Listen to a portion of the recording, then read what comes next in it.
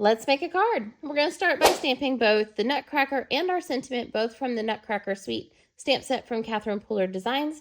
I'm using Memento Tuxedo black ink for the black and Rockin red for the red on our sentiment. Once this is stamped using our Sizzix stencil and stamp tool, then we're ready to do our coloring. I'm using my favorite OLO markers, and I'm only going to show about half the coloring on this because it's really kind of a mirror image. I love using OLO markers. They're alcohol markers. They're super easy to use. I love these.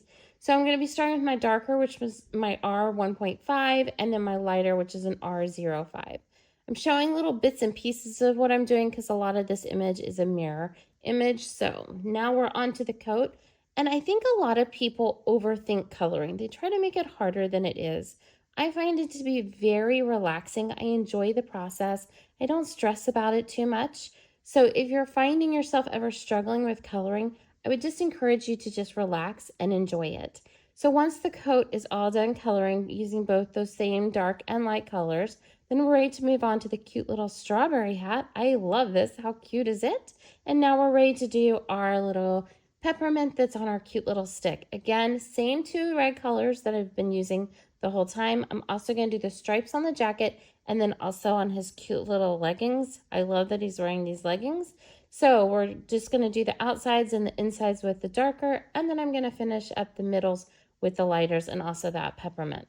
For the full list of the supplies I'm using today, make sure to check out my link in bio. It'll take you to my blog and it'll have all the information that you need for it. All right, now we're ready to do our little details of our holly berries. I think I didn't miss anything with the red, which is awesome. So that means we're on to the green. We're going to do the holly leaves. I'm using two different colors again. I'm starting with my YG, which stands for yellow green, 1.6. And then my lighter for this is going to be a YG 1.4. We don't have a lot of coloring to do with the green, just some little highlights, but I love it because it really makes that green pop, like super pop. This is the part I was most nervous about, was coloring in the stick and making sure I didn't go outside the lines, but I did great, so I think I deserve a peppermint. All right, so now that we're done with the leaves, we're going to move on to the face. And for his face, I'm going to be using O4.1. I'm going to do a little bit of shading on his nose just to add a bit of definition, and also on the ears with my O4.3, and then I'm going to blend those back out with my 4.1.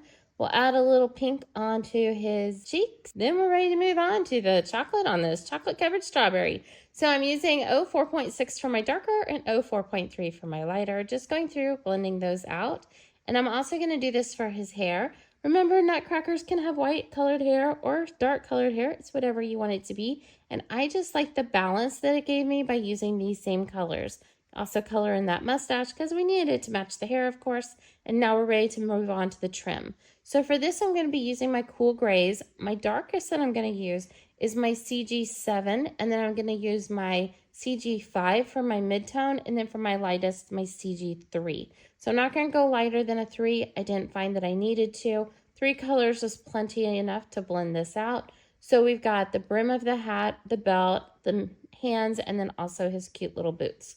Once I started adding the cool grays, this is when, to me, it all started to really come together. It was the finishing touches that we needed for our coloring. Then we're going to go in and do any extra little detail work that needs to be done, like the little dots on the sleeves, and also then filling in the little seeds on our strawberries. Now we're ready to die cut using our Big Shot, run it on through, and we get this fabulous die cut. Yay! Then we're going to take a paper trimmer, trim down our sentiment, grab a pair of scissors, cut it on angle, slide that piece over, and cut it again. And then your angle's perfectly aligned. Next, we're going to take a thin line marker, and I'm not using anything as a template, and normally I can't draw a straight line to save my life. But this technique doesn't require you to. And then you're going to do squiggles. Just act like you're a doctor writing something very important that you need everyone to be able to read. Do it on a couple different areas, and it adds a fun little highlight. Now we're ready to put it together. Pattern paper on the left, a little strip of black cardstock right next to it. Set it aside, let it dry. White card base folded in half. Flip it on over, do a little trim of our excess of our pattern paper, add it onto our card, and my friends, all we have to do is add our final layers to it. So I hope you enjoyed today's video. If you have any questions about anything I did, make sure to leave it in the comments below. And also make sure to like and follow I Teach Stamping.